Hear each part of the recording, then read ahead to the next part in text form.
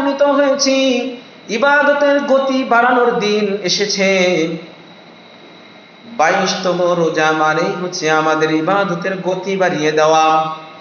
রমজানের শুরুতে আমরা অনেক উৎসাহ নিয়ে ইবাদত শুরু করেছিলাম, কিন্তু মাঝামাঝি এসে আমাদের মধ্যে ক্লান্তি চলে এসেছে।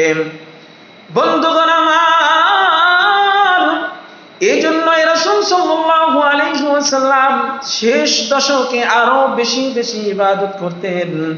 এটাই আমাদের শিক্ষা, অর্থাৎ রাসূলের জীবন থেকে যে শিক্ষা আসে সেই শিক্ষাটাই গেঁথে নেওয়ার নামই হচ্ছে শিক্ষা।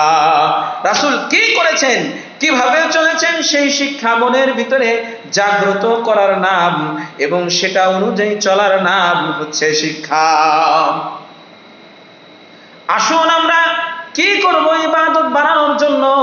আজ থেকে আমরা বেশি বেশি ইবাদত বাড়িয়ে দিই, আমল আখলাক বাড়িয়ে দিই, বেশি বেশি কোরআন তেলাওয়াত করি, বেশি বেশি দোয়া দরুদ জিকির আজকার, বেশি বেশি দান সদকা করি। রাসূল সাল্লাল্লাহু আলাইহি ওয়াসাল্লাম বলেছেন, আল্লাহর কাছে সবচেয়ে প্রিয় আমল হলো ধারাবাহিক আমল। রমজান এসেছে বলেই যে আমরা ধারাবাহিক আমল করব, আর রমজান চলে যাবে এমন সময় আমরা ধারাবাহিক আমল ছেড়ে দেব, তা নয় বন্ধু। এই রমজান মাসে যেমন ধারাবাহিকতা বজায় রেখেছি, সেইভাবেই সারা বছর যেন একভাবে এই আমলের ধারাবাহিকতা বজায় থাকে।